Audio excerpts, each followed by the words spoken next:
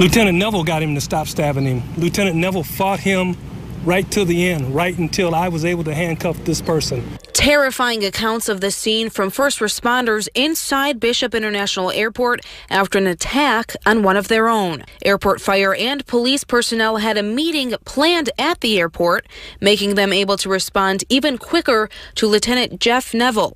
Airport fire and police personnel had a meeting planned at the airport, making them able to respond even quicker to Lieutenant Jeff Neville. Airport fire and police personnel had a meeting planned at the airport, making them able to respond even quicker to Lieutenant Jeff Neville.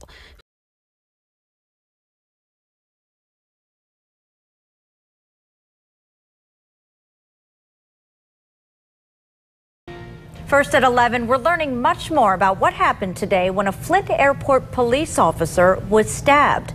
We're getting answers as to who the suspect is, how long he was in the airport, and what happened once he got inside. 24-Hour News 8's Lindsay McComal was at the airport all day, and she has the latest on what we've learned.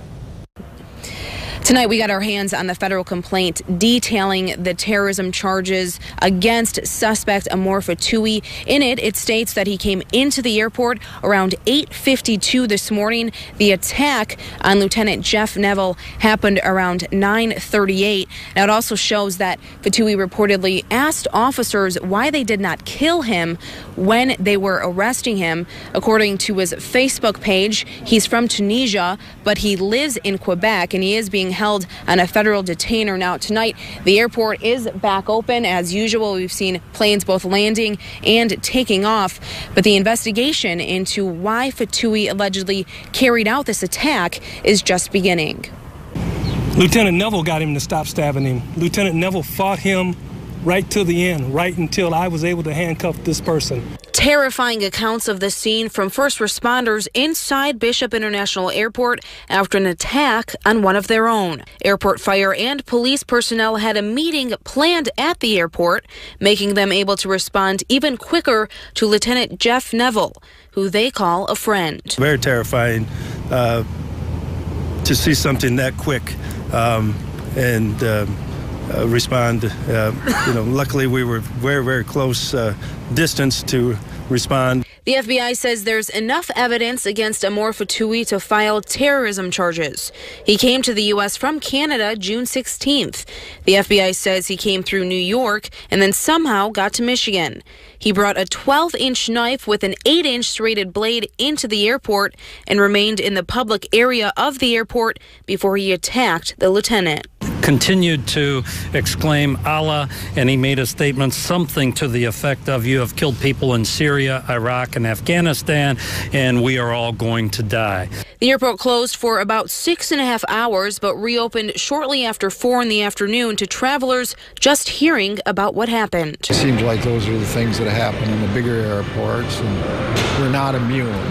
The FBI believes this is a lone wolf attack, but they say they're just beginning their investigation into Fatoui's background. We don't believe that anyone was involved with this individual. We have no information to suggest a wider plot.